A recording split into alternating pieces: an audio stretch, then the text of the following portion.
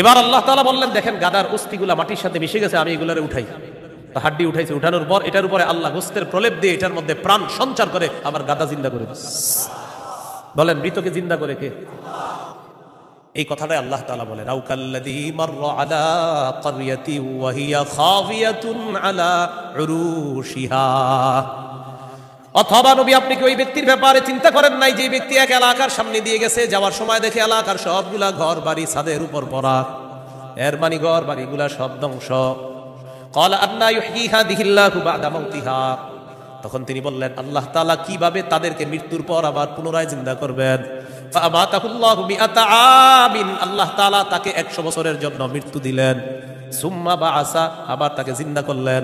করার পর আল্লাহ বললেন, ক্বালা কাম লাবিস্তা, কতদিন আপনি এইভাবে মৃত অবস্থায় কাটিয়েছেন? তিনি জবাব দিলেন, লাবিস্তু ইয়াওমান আও বা'দা ইয়াওম, একদিন বা আধা দিন আমি মৃত অবস্থায় ছিলাম। কয়দিন? না আপনারা বলেন আসলে কয় বছর? আল্লাহ তাআলা বলেন, ক্বালা বাল লাবিস্তা মিআতা আমিন ফানজুর ইলা তাআমিকা ওয়া শারাবিকা লাম ইয়াতাসান্না। আপনি 100 বছর মরা ছিলেন, খানার দিকে তাকান, পানির দিকে তাকান, লাম ইয়াতাসান্না, পচে নাই। সুবহানাল্লাহ। ওয়ানজুর ইলা হিমারিকা, গাদাটার দিকে তাকান, গাদার দিকে তাকাইছে, তাকায় দেখে পচে গলে মাটির সাথে মিশে গেছে। আল্লাহ তাআলা বলেন, জানেননি কেন আপনাকে আমি মৃত্যু দিলাম? আবার 100 বছর পর আপনাকে আমি কেন জিন্দা করলাম?